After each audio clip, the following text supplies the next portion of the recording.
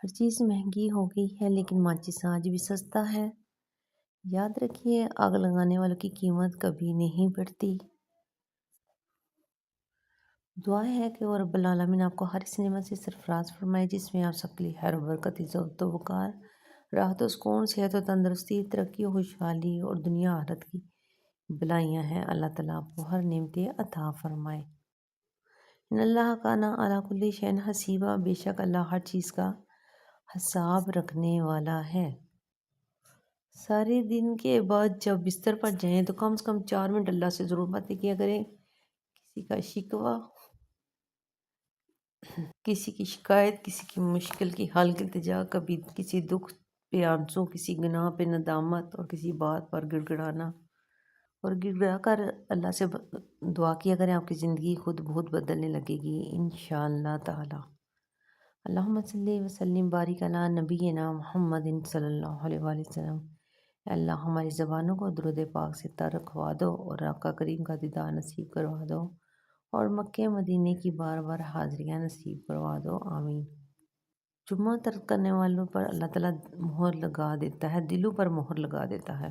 جس آدمی نے سستی کرتے اور معمولی سمجھتے ہوئے 3 جمعے چھوڑ دیے تو اللہ تعالیٰ اس کے دل پر نفاق کی مہر لگا دیتا ہے۔ رسول اللہ صلی اللہ علیہ وسلم نے فرمایا، لوگ یا تو جمعہ چھوڑنے سے باز آ جائے ورنہ اللہ تعالیٰ ان کے دلوں پر مہر لگا دے گا، پھر وہ غافلوں میں سے ہو جائیں گے۔ اللہ تعالیٰ سے دعا ہے کہ آپ کو ہر جمعہ ادا کرنے کی توفیق عطا فرمائے۔ توبہ، اللہم انک عفو تحب العفو فاعف عنی، اللہ میرے اور آپ کے گناہ معاف فرما دے۔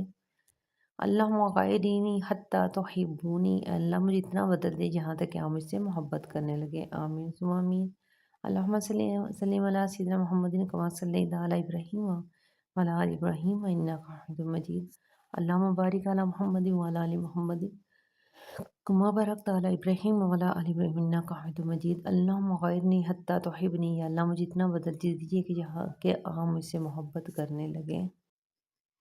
حضرت ابو ہریرہ رضی اللہ تعالیٰ عنہ بیان کرتے ہیں، نبی صلی اللہ علیہ وسلم تہجد میں قرات کرتے وقت کبھی اپنی آواز بلند کرتے تھے اور کبھی پست کرتے تھے۔ اللہ تعالیٰ آپ کو بھی 5 نمازوں کے ساتھ تہجد، چاشت اور اشراق پڑھنے کی توفیق عطا فرمائے اور مکہ مدینے کا مسافر بنائے۔ تہجد اللہ کی لاڈلی نماز ہے، اللہ آپ کو پڑھنے کی توفیق دے۔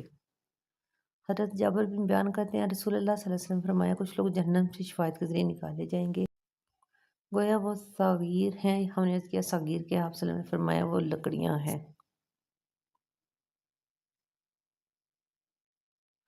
جن گھروں میں اللہ پاک کا ذکر ہوتا ہے وہاں سکون، محبت اور برکت نظر آتی ہے۔ اللہ تعالیٰ آپ کے گھروں میں یہ سکون اور برکتیں اور رحمتیں عطا فرمائے۔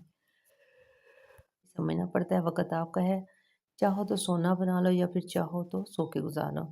دوسروں کے اندر سے کیڑے نکالنے والوں کے اندر سانپ کیوں نظر نہیں آتے؟ کھونے کے بعد ہی پتہ چلتا ہے کتنا قیمتی تھا جو چلا گیا، وہ وقت ہو، انسان ہو یا کوئی رشتہ ہو۔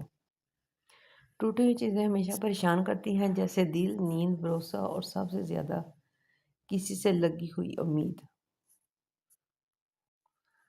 رشتے توڑنا بہت آسان ہوتا ہے، اصل سمجھداری یہ ہے کہ کچھ بھی ہو جائے درگزر کر کے محبت کو ہمیشہ قائم رکھا جائے۔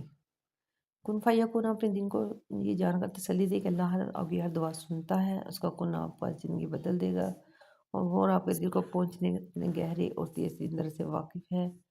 پریشان نہ ہو، آپ کو بہترین دے گا انشاءاللہ عز و جل۔ اپنوں کی غلطیاں بھی اپنی جیسی ہوتی ہیں، مل جل کر سدھارنے، کیونکہ انسان تو خطا کار ہے، مگر انا اور تکبر میں رو کر دوسروں کے جھکنے کا انتظار نہ کرے۔ رشتوں کی بقا کا راز یہی ہے۔ اگر آپ کسی سے حسد نہیں کرتے، خوشی کا آدھا حصہ آپ کے پاس ہے، اور اگر آپ دوسروں کی بھلائی چاہتے ہیں تو گویا سب کو سب آپ کے پاس ہے۔ ہم اپنے جیسے انسانوں سے تعلقات کی فکر رکھتے ہیں لیکن اللہ سے تعلق کی فکر نہیں رکھتے۔